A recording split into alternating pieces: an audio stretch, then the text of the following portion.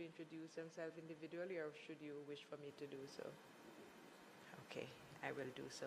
I'm joined today by Ambassador Sharon Miller. She's at my extreme left, Acting Chief Technical Director. Ambassador Esmond Reed, to my immediate left, he's the Undersecretary for Foreign Trade. Miss Julia Hyatt, Acting Undersecretary, Bilateral, Regional and Hemispheric Affairs Division. She's in the second row. Ms. Cheryl Gordon, who is directly behind me, Acting Senior Director in the Foreign Trade Division. Mr. Andre Kaur, the head of our Legal Services Unit, my second left. And Mr. Sheldon Barnes, Acting Assistant Director of the Foreign Trade Division. Thank you, Chair. Thank you very much, Madam Pierce, and happy to have you here today. And we move straight into the report. The Secretary did not accurately introduce herself. So she just said Permanent Secretary. She did not say Permanent Secretary Ambassador Sheila. So she should correct that for the record. For the record. Oh, I will so do. Ambassador Sheila Seeley Monteith, Permanent Secretary in the Ministry of Foreign Affairs and Foreign Trade and Head of the Jamaican Foreign Service. Satisfied, member? Thank you. Okay, you may proceed. Thank you, Chair and members of the Internal and External Affairs Committee. It is our honor to address you on the Samoa Partnership Agreement. Hereinafter, we'll refer to it as the Samoa Agreement. We have already introduced the members of my team, but I also wanted to point out, Chair, that together we have spent cumulatively some 202 years in service to the Ministry of Foreign Affairs and Foreign Trade of Jamaica, much of which have been involved in international negotiations, and I'm therefore quite privileged to serve this distinguished team. We've provided a background document in advance as requested, and so my remarks will therefore highlight some of the elements presented with any relevant elaboration or clarification. The Samoa Partnership Agreement is one of the myriad agreements for which negotiations on behalf of Jamaica have been led by the Foreign Ministry. The process in this instance followed the route of internal approval to proceed, consultation at all levels, active leadership and involvement, and adherence to principles and national considerations, as has been the tradition in the approach to all international negotiations. In the case of the Samoa Agreement, at the start of the process, Jamaica chaired at ministerial level the then ACP Council of Ministers and therefore led the development of its negotiating mandate. Throughout the negotiations at both ministerial and ambassadorial levels, on behalf of the larger ACP and the region, Jamaica was integrally and actively involved in the development of the general part, as well as of the Caribbean EU Regional Protocol. On all occasions, fidelity to the national laws of Jamaica was paramount, and full respect for the process of engagement among nations of diverse interests and realities was observed. As part of Jamaica's internal process of entering international agreements, the comments and advice of the relevant ministries, departments, and agencies, as well as other non-governmental stakeholders, were considered before making commitments. As part of the negotiating process, due regard was given to Jamaica's domestic legal framework to ensure that there was harmony with the international obligations outlined in the agreement. Turning to the agreement itself, the Samoa Partnership Agreement is a legal arrangement between the Organization of African, Caribbean, and Pacific States, which comprises 79 developing and least developed member states, and the European Union, comprised of 27 member states.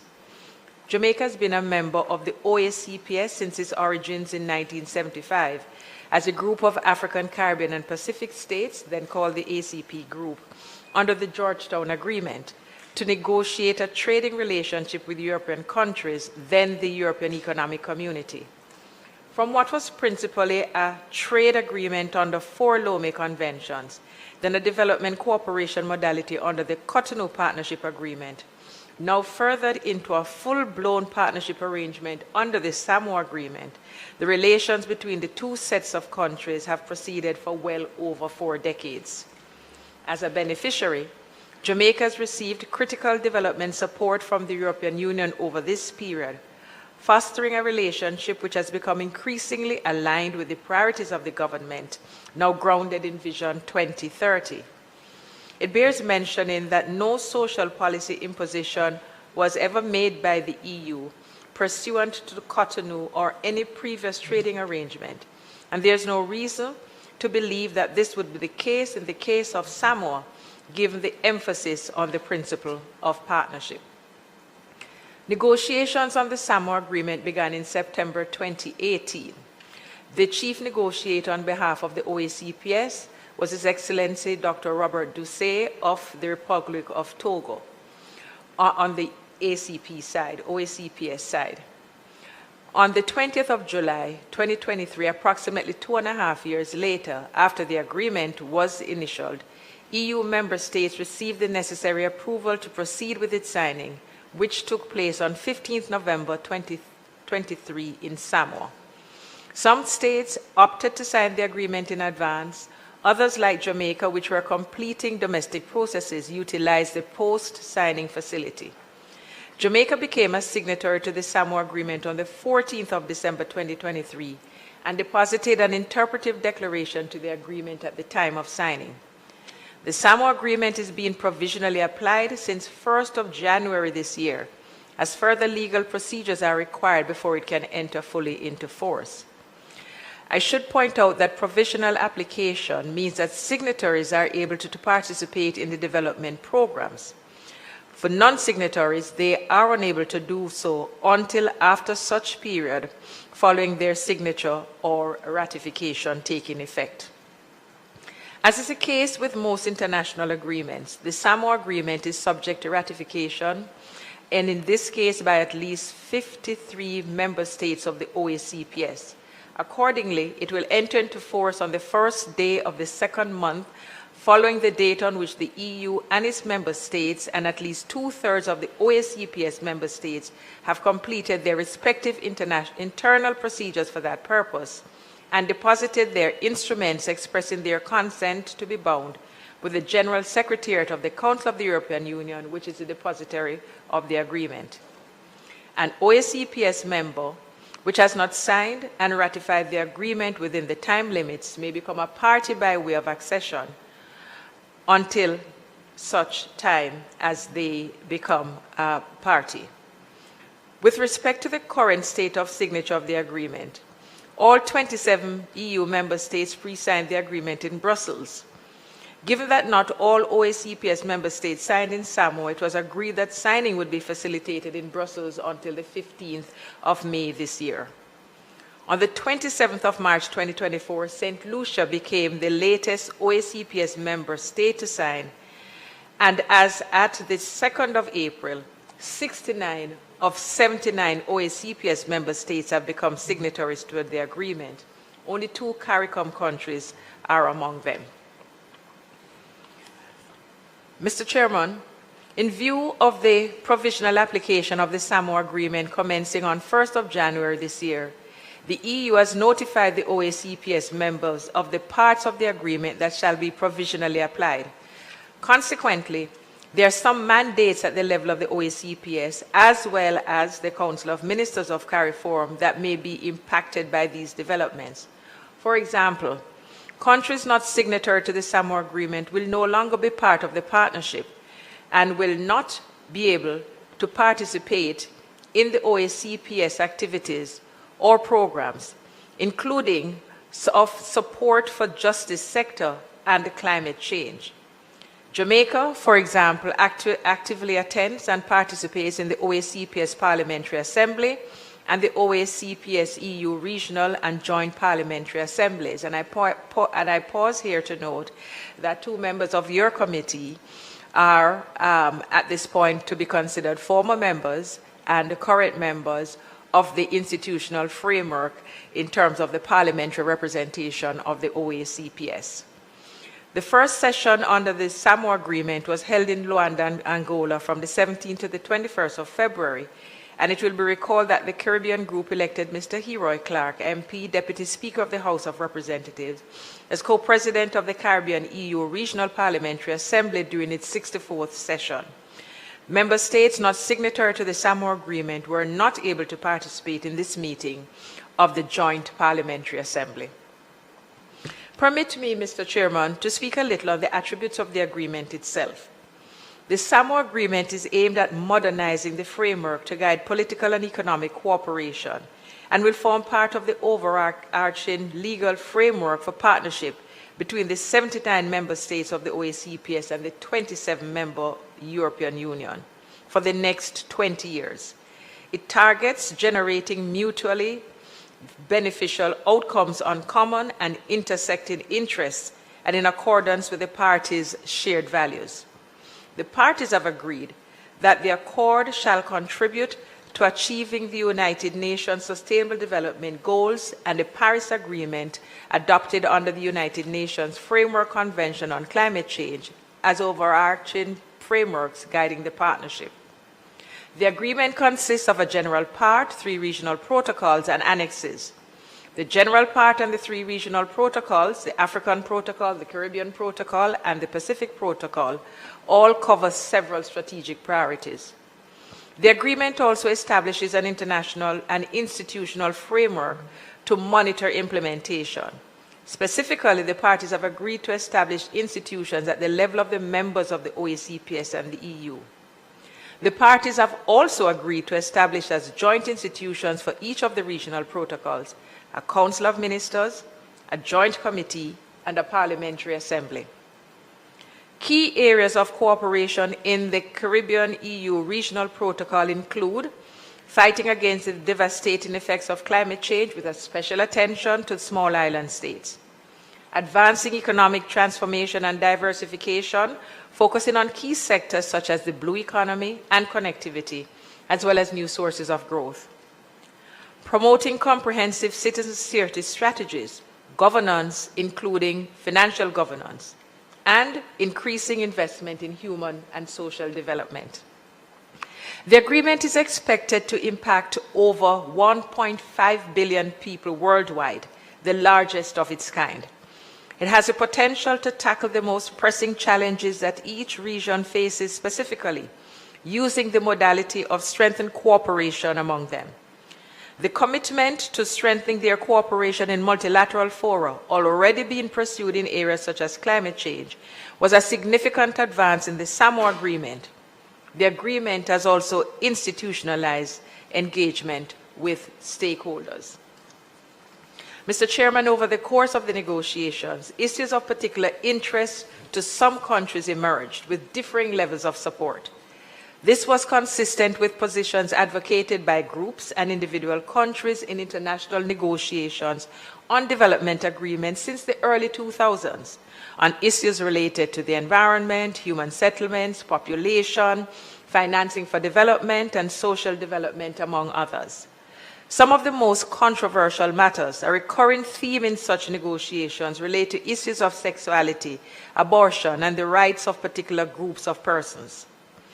During its negotiations, both within the ACP group as well as with the EU, the Jamaican delegation was careful to remain within the ambit of language which had previously been agreed to by it and which was captured in existing international agreements.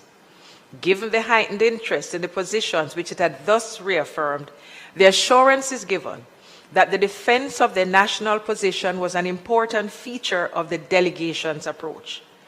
For additional element of assurance, on the occasion of its signature, an interpretive declaration was deposited confirming that Jamaica's implementation will be in line with its domestic legal and policy framework. It is important to highlight that Jamaica's partnership with the EU remains an important pillar of its foreign and domestic policy, and its engagement in this framework is based on shared objectives and principles. For more than 4 decades, under the varying frameworks, the EU has supported Jamaica's economic growth and development and resilience building initiatives through intervention programs in key areas, including health, agriculture, environment and climate change, citizen security and justice reform, and more recently, digital transformation. These programs have made a qualitative difference in the lives of many Jamaicans, including vulnerable groups such as people with disabilities, women, and youth. The EU is the largest provider of grant assistance to the country and is an important source of investment for Jamaica, as well as Jamaica's fourth largest trading partner. If Jamaica had chosen not to sign the agreement, access to existing development financing in key areas would have been affected, as a primary legal basis for that cooperation, particularly for the EU internal mechanisms, would have been impacted. In this regard, it is noted that non-parties to the agreement would have limited access to development funding while the bilateral relationship would still be maintained. The European Development Fund has been the EU's main instrument to finance development cooperation with African, Caribbean, and Pacific countries. It has financed projects or programs which contribute to the economic, social, or cultural development of the recipient country. Significant development programs such as the 11th EDF, National Indicative Program 2014 to 2020 for cooperation between Jamaica and the European Union, valued at 46 million euros, were drawn up in accordance with the provisions of Articles 2 and 4 of Annex 4 to the Cotonou Agreement. Cumulatively, Jamaica has received over 1.2 billion euros in development financing from the European Union. In 2021, the EU approved a new financing arrangement, the Neighborhood Development and International Cooperation Instrument in DK Global Europe, which has effectively replaced the EDF. Under this instrument, Jamaica is one of only 6 Caribbean countries that have received funding for a national multi-annual indicative program. This is an indication of the strength of our partnership and of the EU's trust up to this point in our commitment to using the support effectively, the alignment of our approaches and governance structures. The amount of 30 million euros was allocated and approved for the period 2021 to 2024 for projects in 4 areas: sustainable cities, urban renewal, governance and human citizen security and support measures, and digital transitioning. The NDK midterm review due in 2024 may result in additional resources under Jamaica's national multi-annual indicative program. In addition to its national MIP, Jamaica also stands to gain from the various initiatives being pursued under the Caribbean window of the NDK Global Europe. Mr. Chairman, international agreements are given effect through domestic law and policy.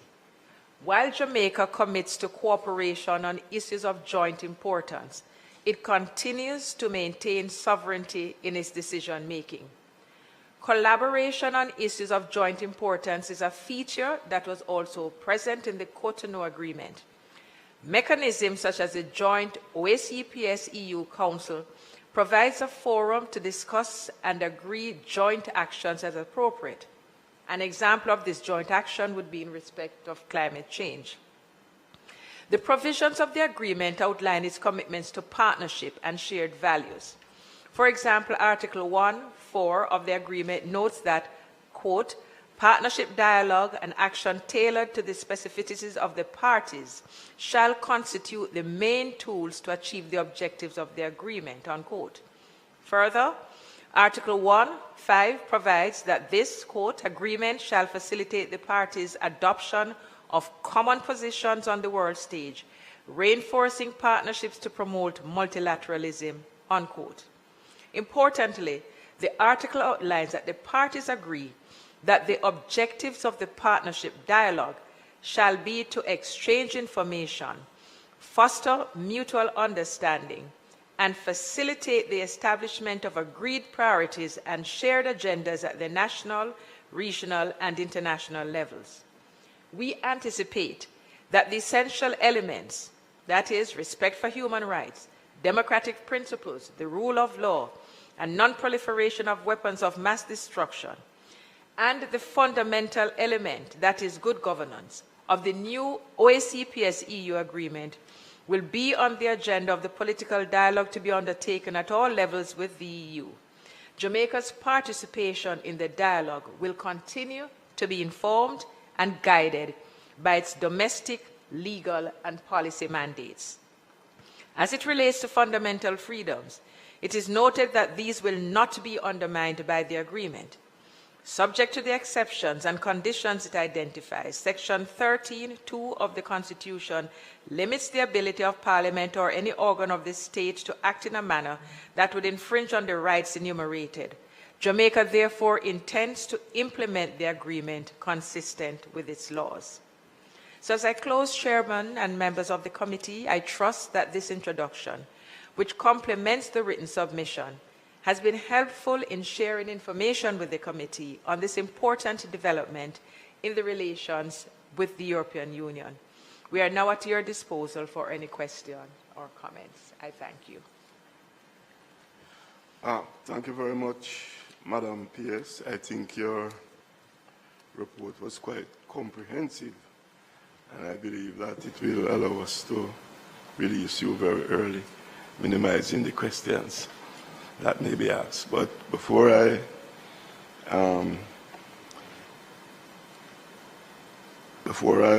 ask my committee members to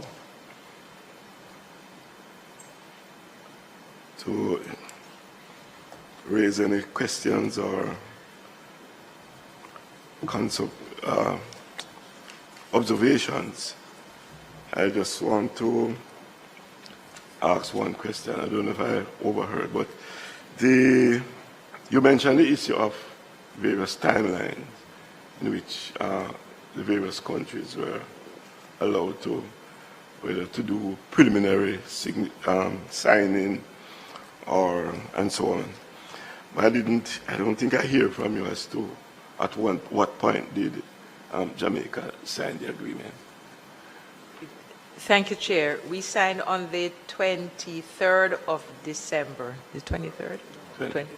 Sorry, the 15th. 23rd is just before Christmas. The 14th of December. The 15th. Yes, it is in the document, and I did read that. The 14th of December. Yes, I say I may have overheard. We signed before the close of the year. Okay. All right. Member Jackson. Mm-hmm. Thank you, Chairman.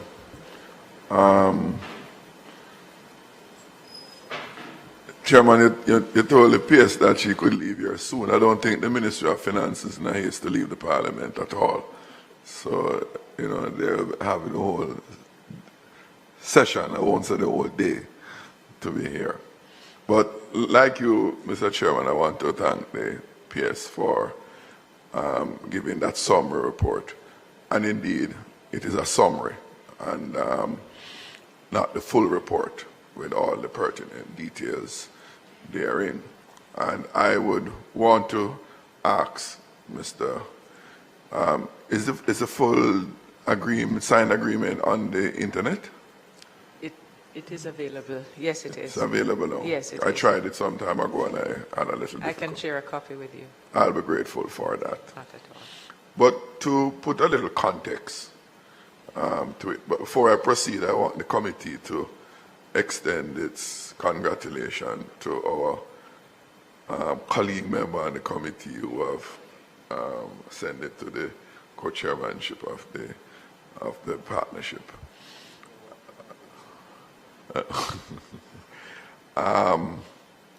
Mr. Chairman, it was and is important to have this dialogue in the Parliament.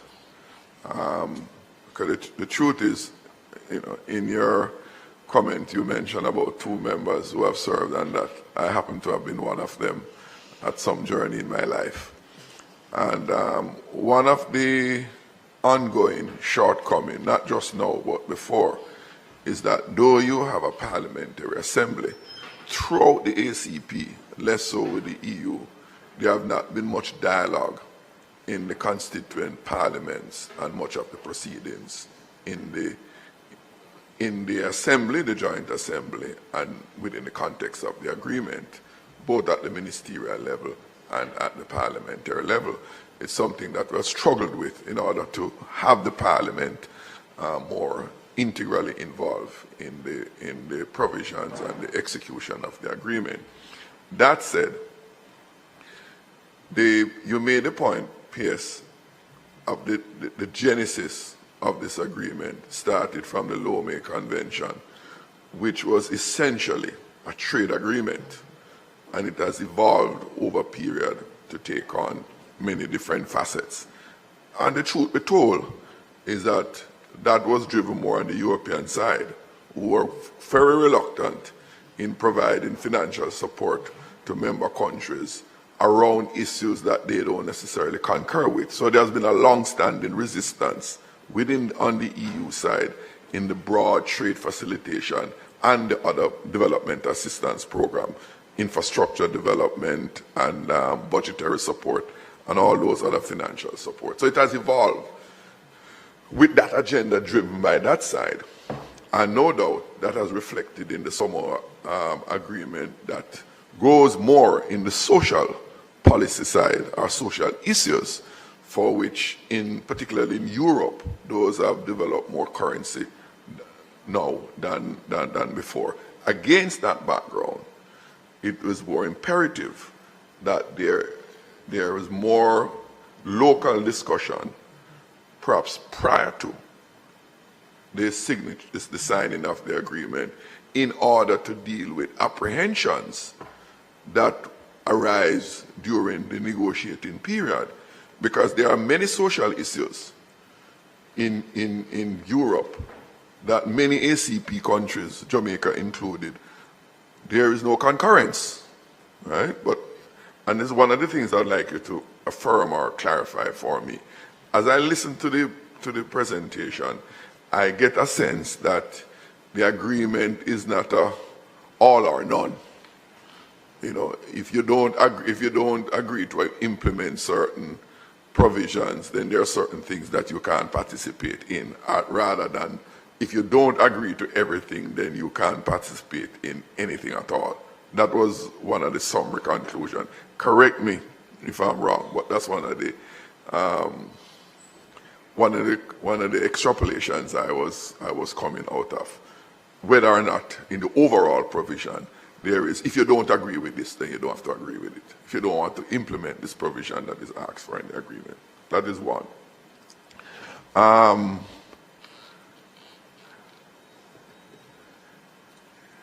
This recent agreement has been dominated, as I said, with more, at least publicly, with more the social issue contents than the other traditional elements, which is the trade facilitation, development support, such as infrastructure, justice, health, and other areas that we have gotten support from, education, etc. One of those I want to ask about, PS, particularly trade facilitation.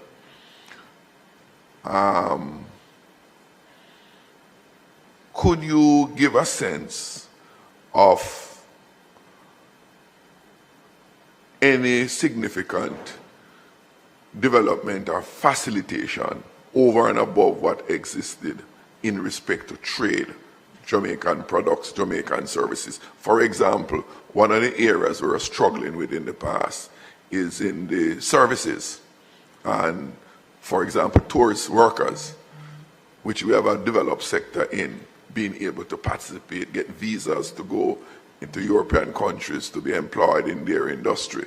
And I know Member Clark would have special interest in that, given that his constituency is in the heart of the tourist industry, where many persons would have had much experience, training, and so on, and would want to, utilize opportunities in the European market. A good evidence of that is that all members of Parliament on both sides of the aisle took the Minister of Labour to task about the non-inclusion of female workers into the hotel program as it used to be. There's a big appetite to facilitate female overseas employment. So I want to give a sense of that for the trade and the facilitation of services and the whole question of visa for persons in the, not only in the tourism but also in the arts, right? That there has been over time, it may have changed, welcoming the update on that. Thirdly, and in the area of trade, and let me declare some interest. The cannabis industry in Jamaica is one of the areas of potential growth, and mainly for the export market. In Europe, there are some countries that have legalized framework for both the use of cannabis, and by extension, I don't know what the facilitation is for trade to be able to supply that product in their market. Germany is one that has recently, I know the UK, they are considering local legislation for that, and they're, well, UK is not a part of the EU anymore, so that's a separate kettle of fish. But in a couple other European countries, name elude me just now, that have local legislation for the use of cannabis, and for which Jamaican cannabis industry could also participate. So if you could just touch on those for me. I have a couple more, but I don't want to give you a long list one time. You may proceed, PS. Thank you, Chair. Thank you, Member. And thank you for the observations and the questions which you have made. Let me just, in a very general way to begin, to acknowledge what you have said, the importance of the involvement at a parliamentary level, and in fact of the involvement of the institutional parliamentary framework in the development of the Samoa Agreement. I think your colleague will recall that there were instances in which the opportunity was given to the OACPS parliamentary group to provide comments, and these were taken on board. And I very happily recall that one of the things that we looked forward to as Caribbean negotiators was when the meetings were held, and this would have been pre-COVID, of course, that there would be a meeting with the Caribbean parliamentary groups so that we could benefit from their own position on this. And might I also jump over to the other side to indicate that for its part, the EU Parliament, in fact, if I might qualify it as, was moved in a direction which was in advance of its own membership at the political level, and provided great support to the development of the negotiations and actually fueled the pace at which it was conducted. So we continue to hope and look forward to the leadership that will be given by the parliamentary groups, both in terms of the OACPS and also at the joint level, because the role remains important. In terms of the commentary on whether it is an all or none, or whether it is that there is the view that you can take elements and to the extent that is possible, you may be able to implement those. I would point to what you have also alluded to as an advance in the approach towards a partnership, towards the agreement over previous one, in that it's the incremental move towards it being a partnership, which means that there is a greater voice that is given to the decision making by both sides. I think it's fair to admit that developing countries, those in the OACPS, have matured, have become sufficiently aware of their own needs and the circumstances that would lead them to promote and to defend those. And it was very evident in the negotiations that the emphasis on a partnership was such that there is no indication that there are issues that are going to be imposed on us against our will and for which we would not be able to stand up to them. It is quite the custom in international negotiations when you see a reference to a phraseology such as appropriate, it's an indication that you will only go so far as it accords with your own ability to pursue a particular action. And so we have relied heavily on that strength and that conviction that we cannot go further than our parliaments, our constitution, and our countries will allow. So there is much that is in disagreement, and you are correct to say that there has been a heavier emphasis on the development of our social framework in tandem with what is happening internationally. And as I pointed out in my introduction, we have moved from the strict trade agreements of Lomé, moved to the introduction of the development cooperation modality under Cotonou, and now this partnership has allowed us to take on issues that are far-ranging in terms of the promotion of social and human development in this agreement. So I think that countries, members of both groups, will find within it elements that will allow them to pursue their own national development within the agreement, and which clearly has informed their ability to subscribe to it, to the point where of the 79 developing countries, only 10 have not yet signed the agreement and are at various stages in their national processes of moving there, and all 27 of the EU countries have done so. You raised the matter of trade facilitation and whether this has been an area that has been supported by the agreement. And your third issue had to do specifically with the cannabis industry.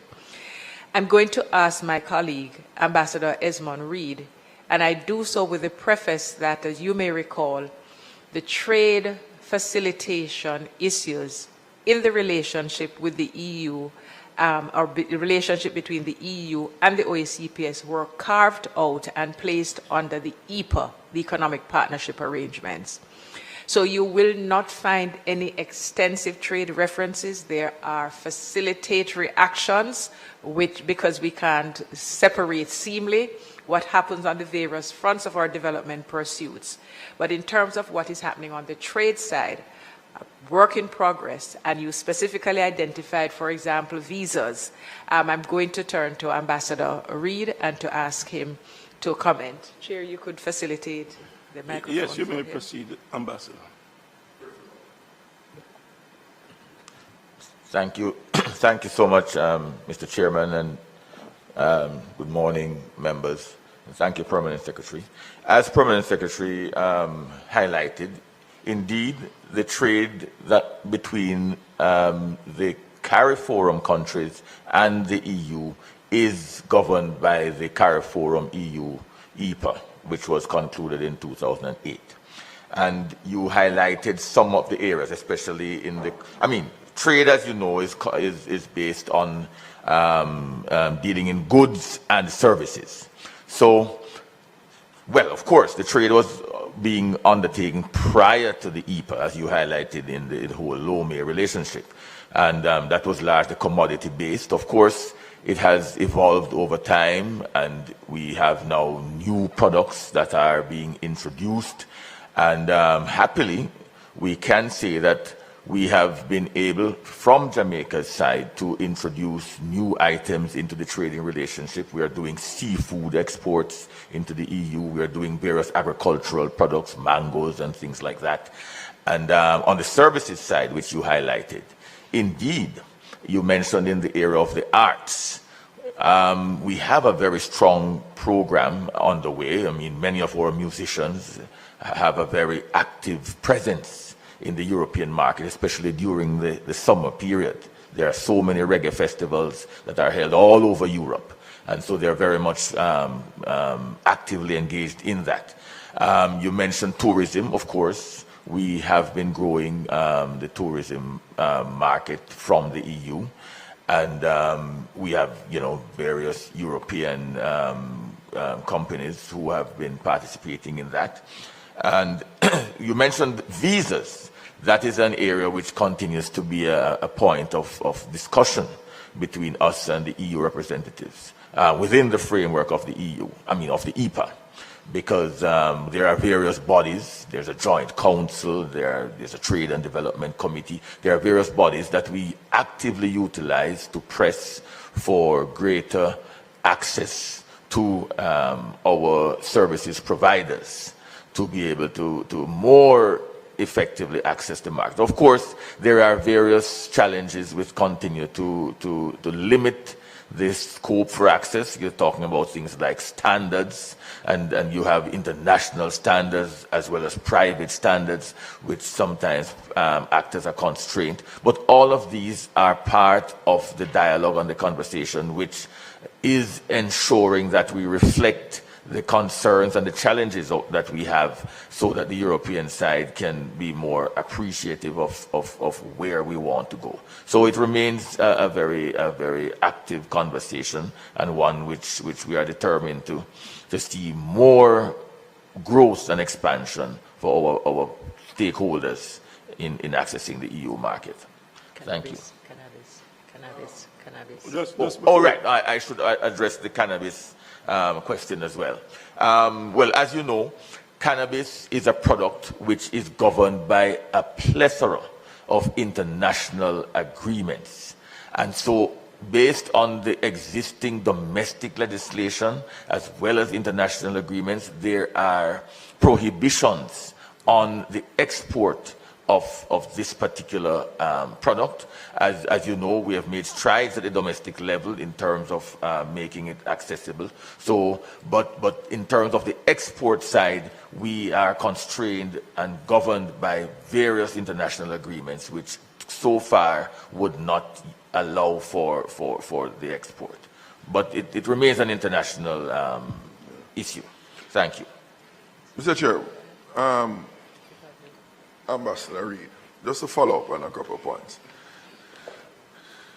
Let me start with the last one about the international agreements and prohibitions as it relates to exports. As I understand it, yes, there are international agreements. Insofar as Jamaica is concerned, the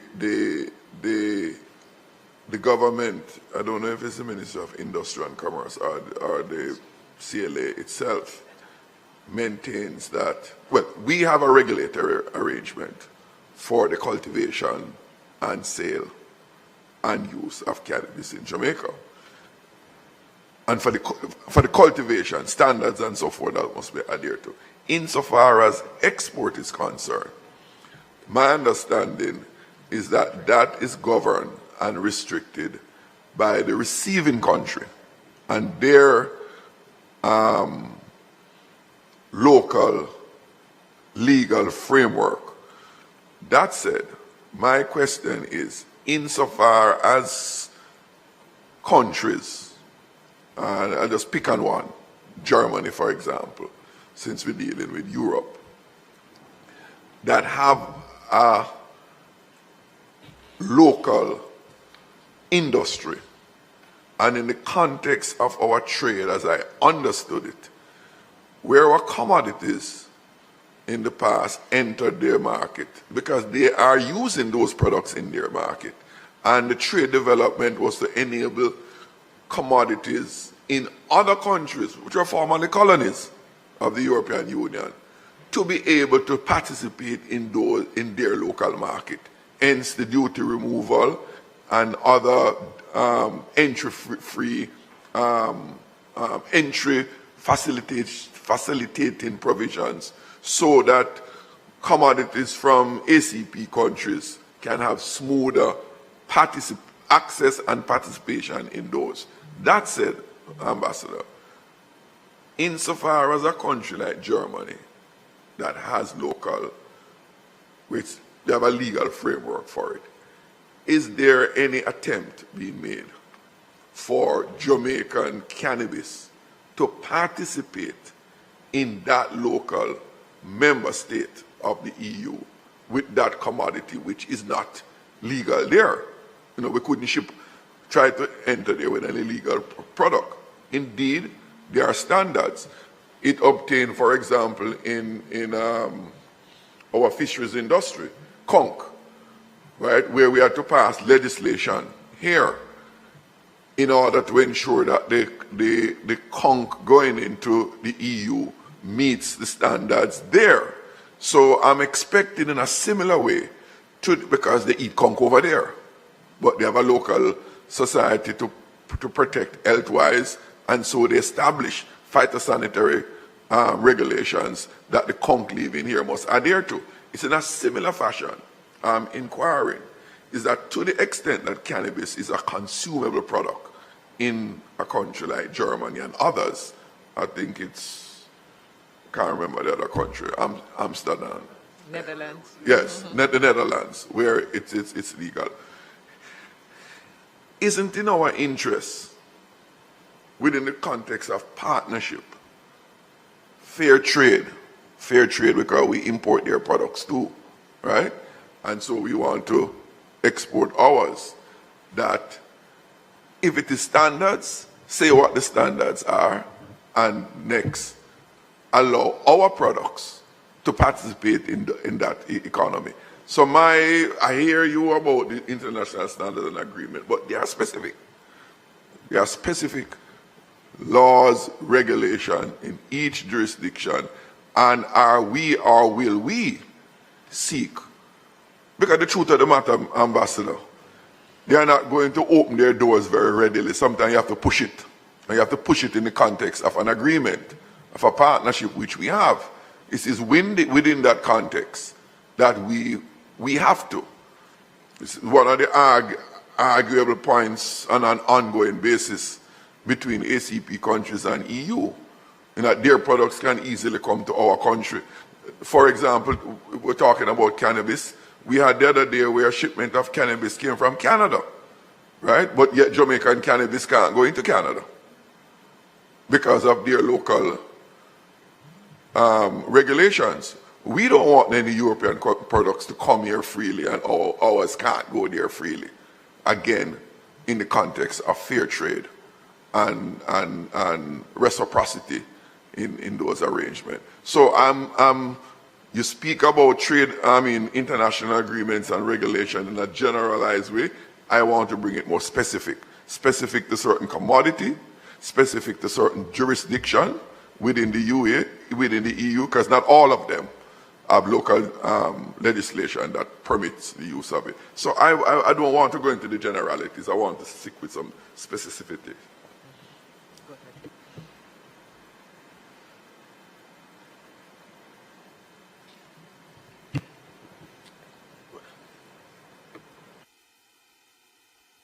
Thank you, Member Jackson. And certainly, as you have highlighted, there are different countries that have expanded their domestic legislation to address the whole treatment of certain commodities such as cannabis.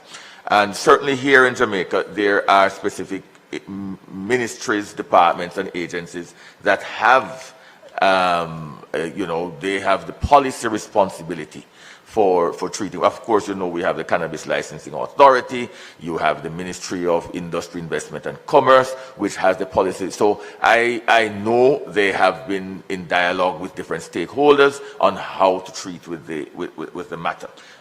Perhaps my colleague, Mr. Kaur, could also speak to aspects of the domestic legislative framework which we are governed by in treating with this matter. Sorry, no man, I want clarity. Just to help Mr. Kaur in furthering that response, because you touched on another area that I was interested in too, but as it relates to a specific one for trade, the whole relationship between the Ministry of Foreign Affairs and the respective local ministries in particular areas. You don't deal with implementation at the Ministry of Foreign Affairs. You deal with leading the negotiations, making the agreements, and then you actually shift it over to the pertinent ministry for implementation.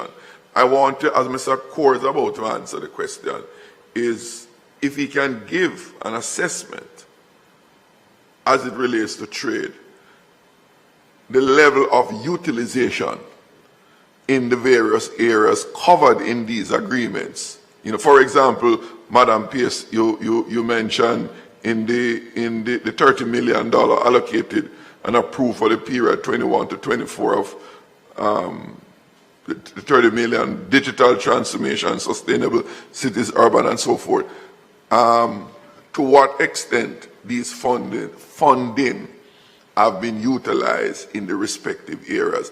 I really want to get a sense of follow-up, because the truth is, across political administration, this has been one of the things where you hear about so much funding allocated for that, and then you look at the expiration of the period, the utilization is relatively low for whatever reason, right? So as Mr. Kaur speaks to that particular one, I would like to get a sense of that. Just before you respond, I just want to take this opportunity to welcome teacher and students from the Iona High School in St. Mary. We welcome you to, and I hope you enjoy this sitting. Thank you. You may. Thank you, Chairman. Because of the breadth of the question, I will take this on. Mr. Kaur is our senior legal officer, and he also has a relationship with the Cannabis Licensing Authority. So it was on that basis. But I think you already made the point that you were not speaking to the various international schedules and agreements that would inhibit. You wanted to know what the prospects were for us to look at it in terms of the trade facilitation measures. And so we take that on the advisement. The larger issue is, and you yourself admitted to that, is that our role, while complementary of the work of other entities, we are responsible for what we call the intersection between national and international relations. So yes, we engage in international negotiations of trade agreements. We continue to defend and promote them. We identify areas and we work with other regions and governments when there are these gaps that need to be fulfilled. We work along with these entities in the assessment and the overview of the effectiveness of agreements. Where it comes to an assessment of how the EU's work in areas that have been critical to trade facilitation, or in any of the areas that relate to promoting Jamaica's interest, economic interest, we did not come prepared with that data, and I will admit that, but the best place to find that agreement is from the PIOJ. Because in fact, the PIOJ has primary responsibility for development. It is a main organ for the channeling of development assistance to Jamaica, whatever the source of the donor, the donor contribution. And PIOJ would have that information in terms of what projects may have been developed and the amounts that have been provided by the EU that would have helped us in terms of the whether technical capacity, whatever the nature of the engagement, that would have facilitated that. But certainly, just in terms of the level of support that we have gotten over the years and the breadth of the support from the EU, there would have been substantial impact. What I can say to you, and this is just by way of drawing an analogy, is the work that our ministry does in terms of direct facilitation of trade, investment, and related activities through what is considered our economic diplomacy program, introduced in partnership with JAMPRO. But our missions overseas have been targeted, and we have ongoing engagement with JAMPRO so that we are very clear on what our structures as a mission, as an embassy, will allow us to do in terms of the targeting, providing information to potential investors, and to move from the realm of the theory into very practical ways. I can share with you that matters relating to the registration of coffee farmers, the promotion of, through webinars, through sessions, through think tanks, putting the JACRA, putting MIC in contact with the private sector engagement, private sector entities in China has reaped enormous benefit in the increase in the opportunities for export.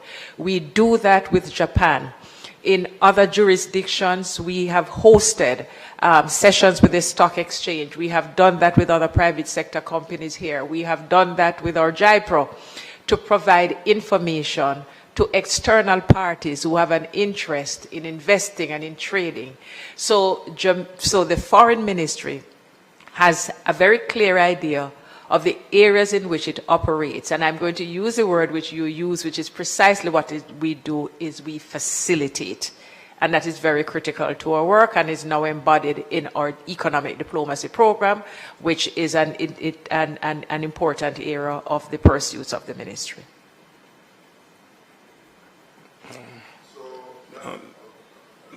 Member Clark. Thank you very much, Mr. Chairman. Let me first say a warm welcome to the members from Ministry of Foreign Affairs, to include the Permanent Secretary, Madam. I also am seeing my very good friend and schoolmate. We met in Brussels. He's much younger than I am, but we met in Brussels. He was one of my chaperones, so to speak, while I was in Brussels. He's a Cornwallian, for you too. And so, Mr. Chairman, we are very happy to have you here. You are giving us some information that is very informative.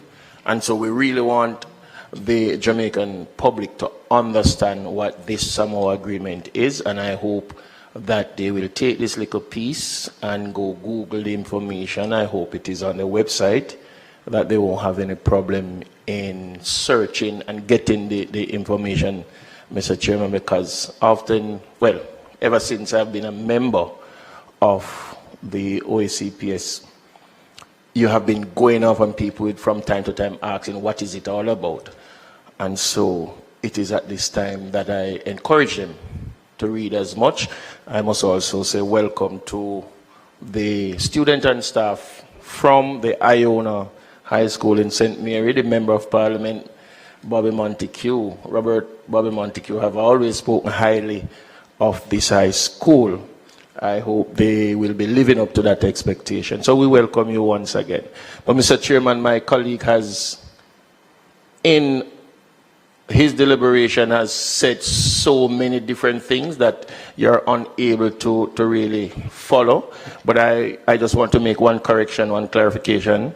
The matter of female workers, as he mentioned, was not about the hotel program.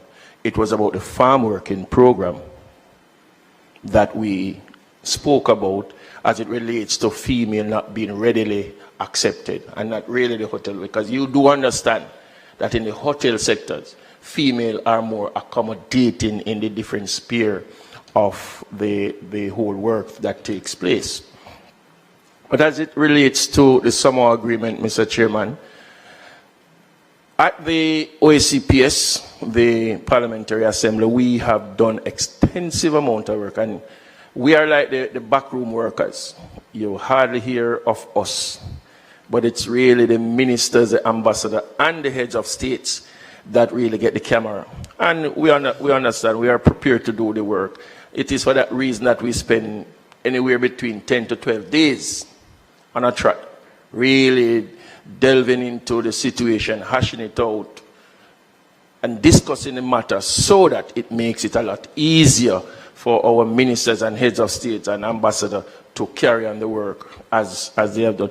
And I must congratulate the ambassador team that has done yeoman's work where it is concerned in the form. One of the reasons that we took so long to sign, all the way up until the ninth moment, the ninth hour to sign the agreement, was that there were some conditions that was embedded in the agreement, and because of the country, the person, the culture that we practice here in Jamaica, it was not readily agreed to sign right away, and so the discussion, Madam Pierce, would have still be taking place up to the appointed time.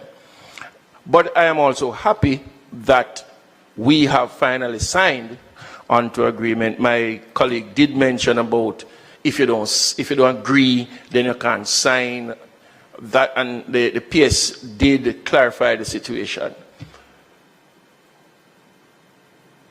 It is a very ticklish situation, something that many persons shy away from speaking about, as we do understand, but it is what it is. And when we are at the assembly, it can get very contentious. It can get very argumentative because, again, it is one person's norm as against another person's norms. It is a cultural thing. And so the work that has been done, we are seeing the fruit of it. The end result, Mr. Chairman, is that Jamaica is in a position to continue to get the grants, the loans, the sponsorship as it is, because the main subject areas are really the climate change, the food security, terrorism, and that's other things embedded in the situation, Mr. Chairman. Many of the subject areas doesn't affect us readily as a country, Jamaica. One thing I can certainly say to you is that the climate change is what is really affecting Jamaica. And so even though terrorism is not something that is readily to Jamaica, but we do support our sister and brother countries when we are at the assembly. And so we get the same level of support, because at this time we really need that funding where climate change is concerned. The whole digital transformation is up right there also, Mr. Chairman. But once again, I want to say to us that we continue with the fight.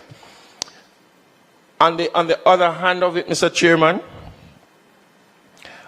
the fact of the matter is that the African continent has a large delegation. They're very vociferous, they're very forceful when it comes on to the negotiation. The Pacific and the Caribbean, we are not that great in numbers when we are there, because not many of the countries that are member states will turn up at these assemblies. More so that a few of them now are out in the cold, so to speak. Trinidad and Tobago, who was one of the force of the Caribbean, is not with us anymore, and so that is going to take a toll on us. But we continue, and we hope that we will be able to do the work accordingly as it is. We are now into 3 different groups, and I suspect that the Europeans did all of this because part and parcel of the whole discussion, Madam Pierce, and you will know, is that they wanted to make sure that we split in 3 rather than having the one group per meeting, per assembly. We are now split into 3. And so it is always going to be the majority whenever you go for a vote on an issue.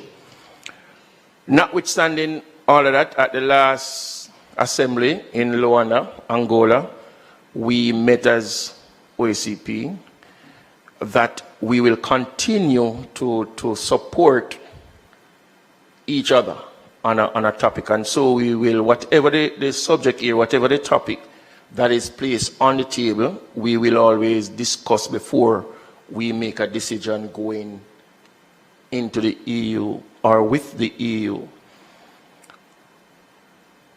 The Samoa Agreement is a continuation from the post-Cotonou, and so it speaks to assisting the small island states, developing states, including the some of the African countries.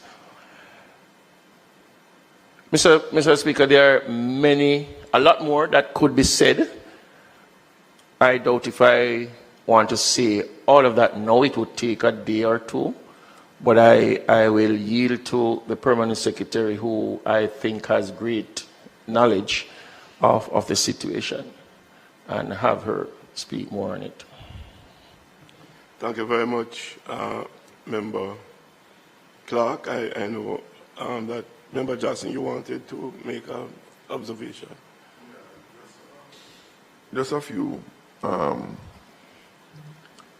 But before I go on to the other things I wanted to comment, and I'll just pick up on a point that Member Clark made of, which I want to suggest, Chairman, to you, and of course would need the participation of and support from the Ministry of Foreign Affairs. One of the remit of this committee, as a parliamentary committee, is to provide a forum to ventilate the issues pertinent in our agreements on an ongoing basis. And I want to suggest that perhaps on a semi-annual basis, there is a review through this committee that the Ministry of Foreign Affairs can provide, particularly on this one, because of its sensitivities. You see, PS, one of our remit as parliamentarians is to keep the citizenry abreast and to allay any concerns that they will have, provide a forum for dialogue and exchange. The absence of information and knowledge can be a major contributor to much that we don't desire. And I'm just simply saying that if we do that, and where any member of the society or group in the society can submit questions or issues of concern, have their parliament speak to them on those issues and issues that are considered sensitive, just as a modus operandi going forward. We have nothing to lose, but I think a lot to gain and a lot that is undesirable to prevent. So I'm positing that for the committee's consideration.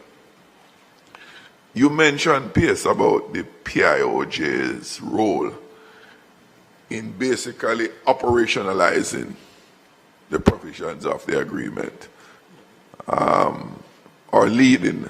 Clarify on that. That is what I was deducting, but I stand to be corrected. Because my lingering concern and fear is that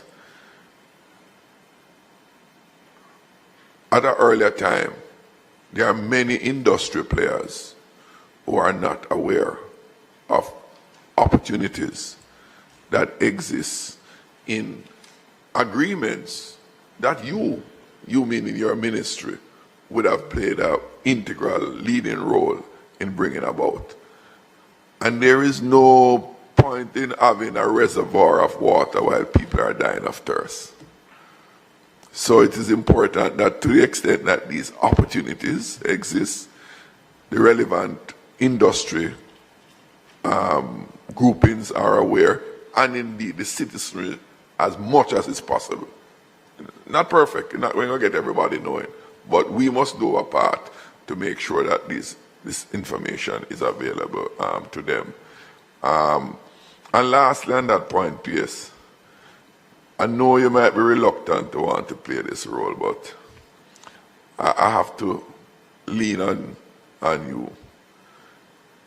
You, the ministry, when you toil hours, days and nights to lock up these agreements that can benefit Jamaica, I think it's important that you are abreast of the level of utilization of these provisions that you negotiate. periodically, whether it's every, again, twice a year or once a year or what have you. I don't like when I spend a lot of time and effort to do something for somebody and it goes to waste. It's like I waste my time. I invest time and effort towards the end, not for the academics of it or the formalities of doing it, but to get the results that you believe that can be attained and the benefit that can accrue from it. So that is, as I say, I know you might be reluctant to want to take on a task like that, but I think it is something worthy and to make even their staff feeling more fulfilled when they make sacrifices to do the work that they do.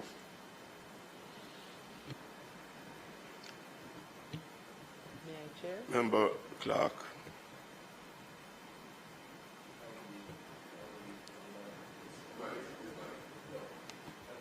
You may proceed, Madam Pierce. Thank you, Chair. I just want to use the opportunity to thank Member Clark for the contribution that he made. This is coming from the horse's mouth, and therefore it was important for us, the thoroughbred you,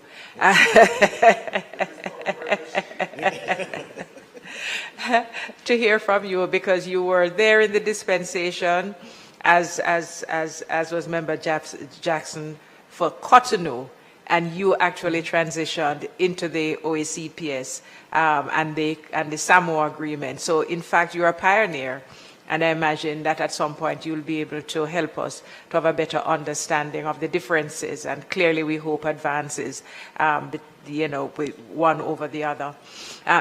Member Jackson, thank you so much. Let me just clarify that the PIOJ, which is an agency of the Ministry of Finance and the Public Service, that for the obvious reason in terms of being able to track the level of development assistance that comes into the country and to ensure that it is in your national accounting, to ensure also that it is in line with the development priorities, because the PIOJ also manages Vision 2030, or National Development Plan.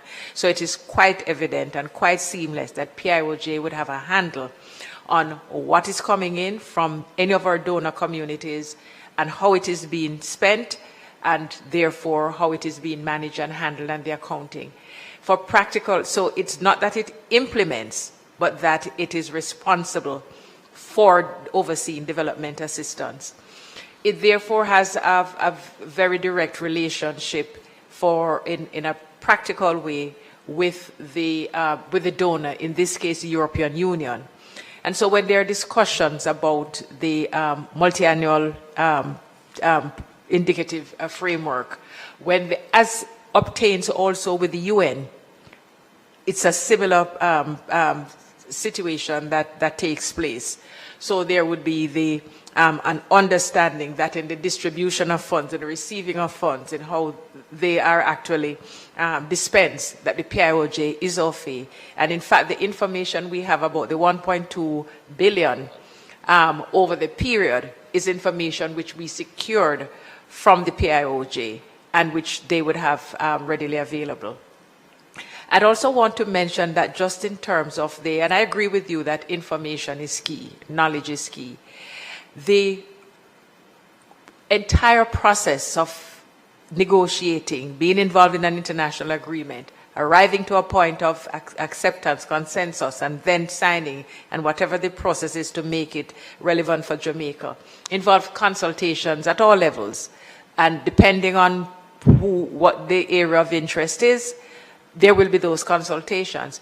I'll introduce you, for example, if you are not aware, that there's an Interministerial Committee on Human Rights, which discusses the plethora of international human rights agreement, Convention on the Rights of the Child, Convention on the Elimination of Discrimination Against Women, Convention, UDCHR, the Universal Declaration of Human Rights. So there are mechanisms. I'd also like to remind that decisions that are made for Jamaica to actually subscribe, sign, ratify, are made by a cabinet, which is comprised of ministers who govern various portfolios.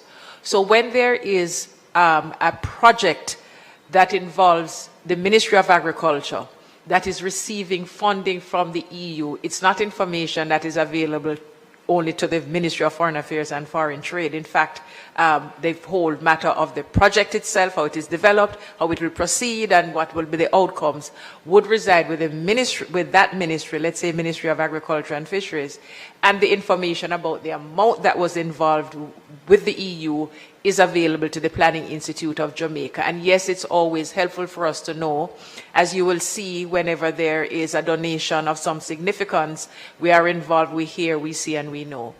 Let me also point out something that we tend to forget, is that many of these donor agencies, including the EU, provide substantial support to civil society. That we would not have in our own accounting, but they do that with civil society organizations as well. It's part of their modality. That's the way their society operates, and that's how they operate here as well. So indeed, there is a broad stage, a broad plane, and what you're suggesting in terms of information being more readily available, it's always something that is worthy. Even as currently exists, it is available in, depending on the entities and the agencies. The Planning Institute, because of the various publications, Economic and Social Survey and its own, the way in which it monitors the implementation of Vision 2030 and the midterm arrangements that we have, that is a source of valuable information. A very mature website is maintained, and regular press briefings to give an indication of how we are progressing in terms of meeting those standards and those who are able to assist us. So I am hoping that we have a better sense that the ministry tries to keep au courant, keep current with the various opportunities for it to be either a conduit, a medium, initiator, and certainly a facilitator for relationships that obtain with the EU in this case, but certainly with any other donor, whether it's an international donor such as United Nations or any of the UN agencies, WFP, PAHO, and also with bilateral donors. With those, we perhaps have a more intimate relationship, because many of the donations come as a result of our very direct intervention with the countries which are resident here or where we have our embassies, and therefore the ability to intercede, interact is that much more intimate. But I do believe that at the end of the day, you will agree we have had an excellent track record, and that in fact the information I share with you is that last year, the last financial year, we had 4.2 billion in donation, in receipts, on behalf of the government of Jamaica from the activities of the Ministry of Foreign Affairs and Foreign Trade, and we continue to be very proud of the progress that we're making in that regard. Thank you. Thank you very much, PS, Member Clark. Thank you very much, Mr. Chairman. And just to assist Madam PS, the configuration of the EU Parliament is not just members of Parliament per se, but members who have been elected by the various groups throughout the European Union itself, the European countries. And so you might find that from Norway or from Belgium, you may have 4 or 5 representatives in the assembly. And so what it does, it lends support, because she did make mention of the grants and support that civil society will get. And so a lot of green funding that we get comes from the fact that you will have a partner, so to speak, in the EU that is not really a political person, but a person elected to sit on the EU Parliament because of the groups that they support. Circumvent some of the national governments. Yeah, that is one of the deliberate intent behind it. Just lastly, I'm going to pick up on Mr. Ambassador Reid's point about the trade issues, because that's where the tire really hit the ground. What are the particular impediments, if any? And two, what can or ought to be done to overcome those so that the various Jamaican industries can utilize the opportunities for trade. Trade translate in more jobs locally. Trade translate in more employment locally. Trade translate in more revenue into the local economy. So it is not an esoteric notion. It's a real issue that can lead to a different quality of life in various communities throughout Jamaica, to various socio-economic classes in Jamaica. And it's for those reasons and more, Ambassador Reid, that it is incumbent on us to hammer on those impediments or barriers so that we can utilize the opportunities that exist therein. So it's one, if we need to sit down in a more deliberate and specific way, we have to do that. And it's not just in the one that I mentioned of, but in other areas. Because I've seen it before, where many potential opportunities go on the wayside because they are not properly, I shouldn't say properly, sufficiently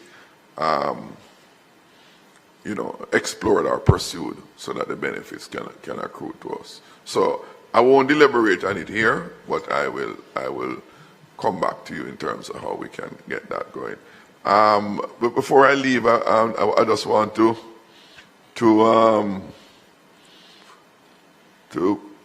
pick the ministry's brain, and if you could just give us, with your permission, Chairman, a sense of what is happening in Haiti. But after we close this Samoa agreement issue, just for the benefit of where we are, Jamaica, they are our immediate neighbor, and there's a lot of sensitivities involved. We have people coming in, trickling from time to time, the instability there, and how we see it impacting on us. Member Jackson, I was thinking about us contemplating a meeting to look at the Haiti issue. So I don't know if I think I would prefer for us to, and then have the ministry prepare, because we really want to go. Yes, definitely. Yes, Madam PS, if you have any further comment that you want to make in closing. If so, if not, please indicate. Let me thank you, Chair, and the members of the committee. And the Member Jackson made a proposal for us to share some more on the developments. He said perhaps every 6 months or so. We don't have a difficulty with that. Part of what we want to do is to help others to understand that Jamaica is not an island to itself, and so much of what we do is impacted by what happens externally, and in the reverse, what we do impacts others. We have a very proud tradition in the ministry. We were one of the first 4 departments of government at independence to have been established. And the work that we have done over these years has been tremendous, and many are not able to make the link between so much of what we do as a ministry and what is helpful to Jamaica and to advance Jamaica's cause externally through so many ways, or impact on decision making externally. I will share, Chair, that, as I said, the Minister of Foreign Affairs and Foreign Trade was the chair of the Ministerial Council at the time of the development of the mandate for the ACP's participation in the negotiations. But what is not generally known is that we faced one of the greatest threats to the unity of the ACP at the time, when it was there was a move to remove Africa from the ACP, and it fell on the shoulders of the president, the foreign minister of Jamaica, to lobby, to move earth and heaven, to liaise, negotiate with others. And when we got to Togo, where the mandate was to be adopted, there was so much negotiation, so much that had to take place, and we were fearful that we would not have had a mandate. And that has gone down in the annals of the OACPS, and now OACPS, of what was done prior to, but culminated then in the efforts to do that. I had the pleasure of leading at the ambassadorial level and leading on some of the critical issues for the OACPS and also for the Caribbean Regional Protocol, for CARI Forum. And so we understand that in the give and take of negotiations, no country comes out getting perfectly what it wants. But there's a much bigger aim we all have, which is to look at the development of our countries and our people. And when we say people, we do that at the level of the individual persons whom we serve, which is that when we strike an agreement that looks at how we educate, when we strike an agreement at providing health, greater access to health, access to digital tools, when we want to look at farmers and how they're able to take on new technologies, and we try to win support from others who have the resources to be able to help us, this is significant. So we're always very proud of the work we do at the ministry. We lament that others don't sometimes spend the time to understand, and we know that we too don't ring our bells too much or push our agenda in such a way, because we are so modest about what we do, and we know that there is much more that lies ahead of us. But we are open to avenues for ensuring that there is greater understanding of the role of a ministry as important as the Ministry of Foreign Affairs and Foreign Trade, which has its tentacles externally, because we have a web of embassies and high commissions and consulates general and honorary consuls which serve Jamaicans wherever they are elsewhere. So thank you, Mr. Chairman, for your patience, your tolerance, for allowing us that opportunity. I just want to assure Mr. Clark, Member Clark, that as the embassy continues to help you, the ministry will continue to support, and we are open to hearing from you if there are points that you wish us to continue to advance on your behalf and vice versa. And Member Jackson, thank you so much always for your interest in the work that we do. Thank you very much, Madam PS. You say you don't want to ring your bell. We'll ring the bell for you. Oh, no, that was meant in the way in which it is understood that we didn't want to exalt our own self-toot or horns. And I hope that that is clearly understood. Yes, clearly understood. Just to say that we are quite impressed with your presentation here today, and it has really informed the committee and helped us in our deliberations as we look at issues concerning our foreign trade and our connections with countries that we are associated with. We are very pleased with the presentation and happy to have you. I see Member Clark waiting to add his bit, so I give him permission. Thank you very much, Mr. Chairman. To PS. Two things that I am happy that you have extended the invitation, even though I do understand that in the new role that I have assumed that I will be dialoguing with you a lot more in time to come, as early as sometime in the very, very near future, because we will be having our first CPA, which Suriname has taken on the task to host the very first one. And so we have planning to take place. But there are two matters that I would want you to pay some attention to. One, how well you can, from your position as a ministry and also from the ambassadorial position, to find out that we have 10 countries, including Cuba and Trinidad, Cuba to a lesser extent because they have not been to any of the assemblies for a very, very long time.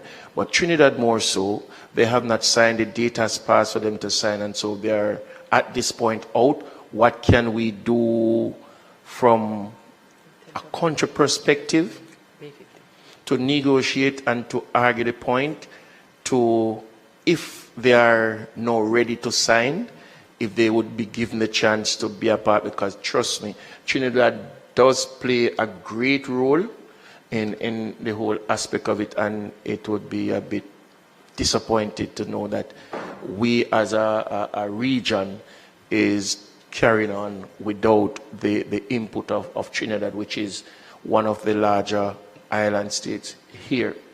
Secondly, that with all information that the Ministry of Foreign Affairs has at their disposal, Jamaica on a whole, the populace, does not have all of that information. And I am reaching out to you, I beseech, I beg, I implore of you, Madam Pierce, that you take on as one of the sideshow, because I know you have a very, very busy schedule to deal with just about all the other countries that we are in a relationship with. But to have somebody take on the PR department, the section that upgrades and upload and advance your website so that it is easy. A 1, 2, 3 see the ABC situation where somebody will hear you speaking here, didn't get all the information and say, I want to find out more, and with a click of a button, they can have everything at their disposal. And once again, I want to say to you, thank you for coming. I didn't know that I would be so refreshed, so to speak, even though I do have some of the information. But yourself and your team have done very well this morning. And I would love for the general public to feel the way that I am feeling at this time. Okay, okay, Member Jackson. Just one quick, it would be remiss of me, Mr. Chairman, would be severely remiss of me that as we gather to discuss the Samoa Agreement, that we don't acknowledge the genesis of it back in 1975, for which Jamaica played up, emphasizing a pivotal role in mobilizing members states in Africa, the Caribbean, and the Pacific to bring about some equity and to redress some of the developmental atrocities brought about by imperialism. And the Samoa Agreement and its predecessors is one such document that sought to bring about some redress that we gather here to discuss. Thank you very much, Member Jackson, for sounding that trumpet.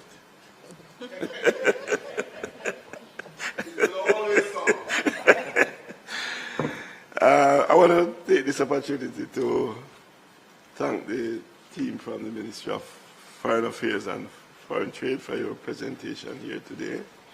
And we look forward to the continued support as we seek to address issues concerning our country. Thank you again. Thank you. And I will now ask that if you so desire, you may leave. Thank you, Chair. You've been most gracious, and we appreciate the time. And my team and I are happy to have been here. Thank you. Thank you.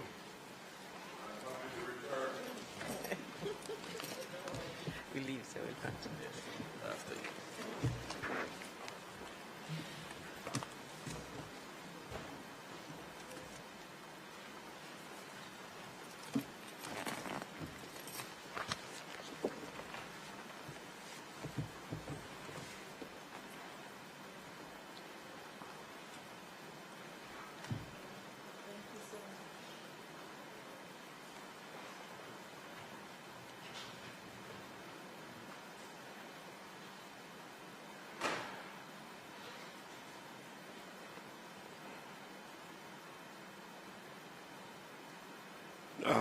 Members, as we mentioned previously,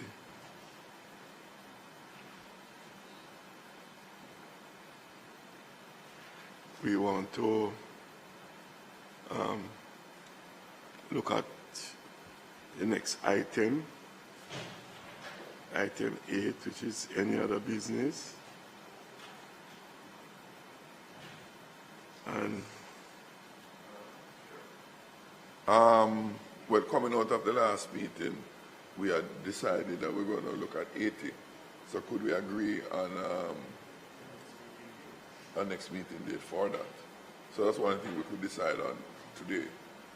And secondly, in addition to 80, Chairman, we have to consider any other areas.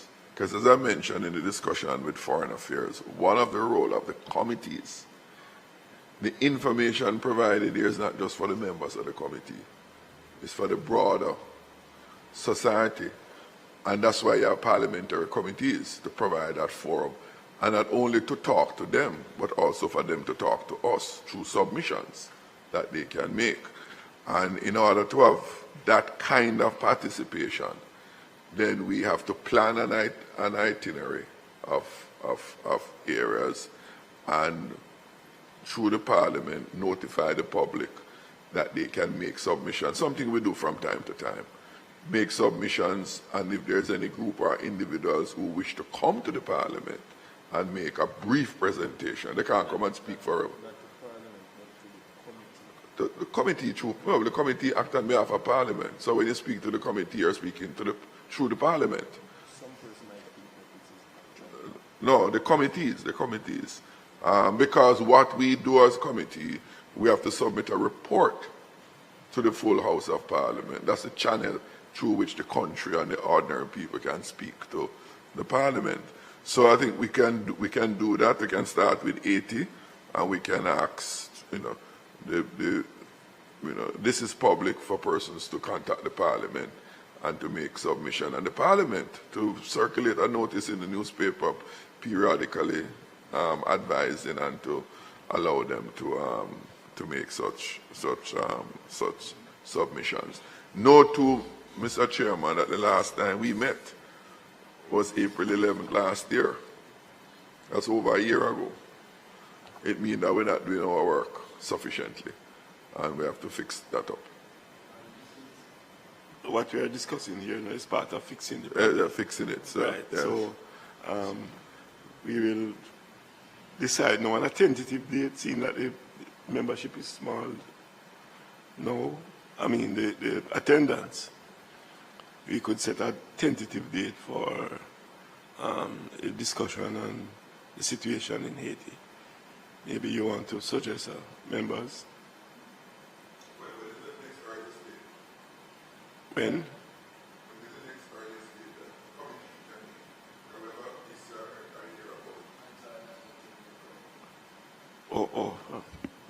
I know, I was just saying, Chair, that given that the days or slots for committee meetings can be limited, it's important for us to try to plan from now based on the next available dates. So if we could hear the next 1 or 2 available dates, we could make some decision.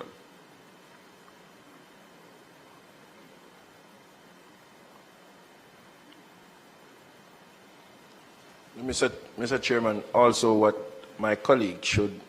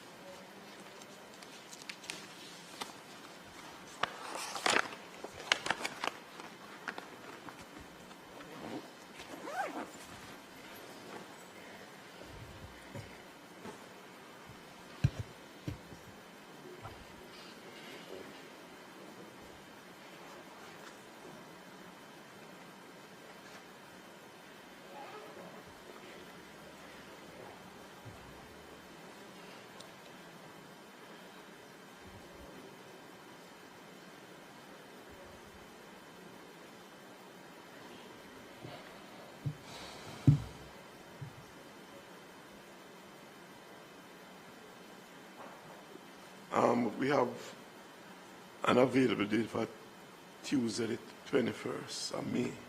21st of May? Yeah. Yeah, So we can set that tentatively. yes. Member Clark? No, I just wanted to say to my colleague that he must be mindful of the fact that our internal external committee is really a more reactive than a proactive one, in the sense that most time it is a situation that arises that we have to deal with. In the terms of we mentioning Haiti, we are proactive enough to set a date to deal with that situation. So it tends sometimes to have us not meeting as often as a PAC or a PAAC.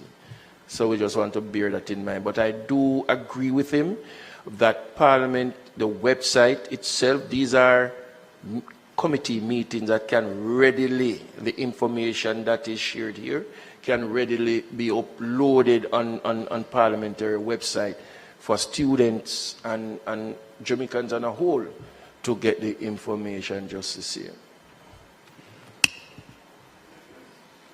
Member Jackson?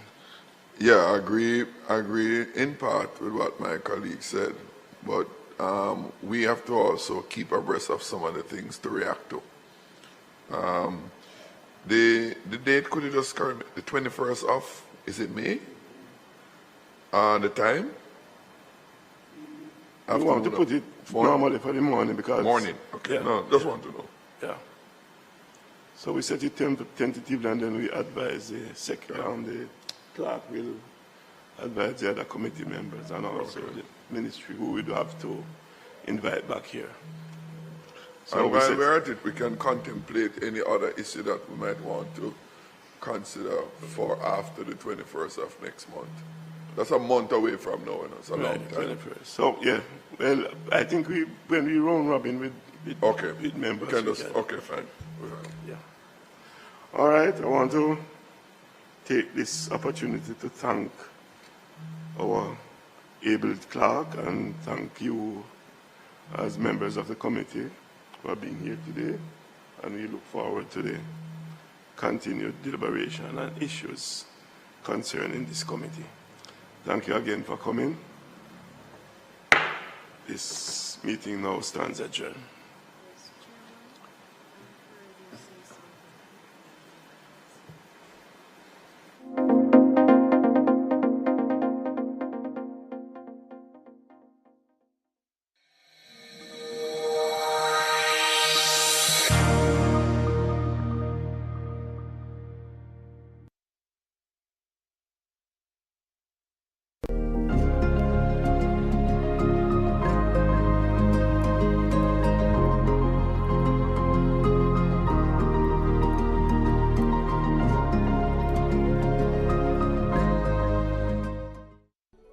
Can you imagine getting a marketable skill for free?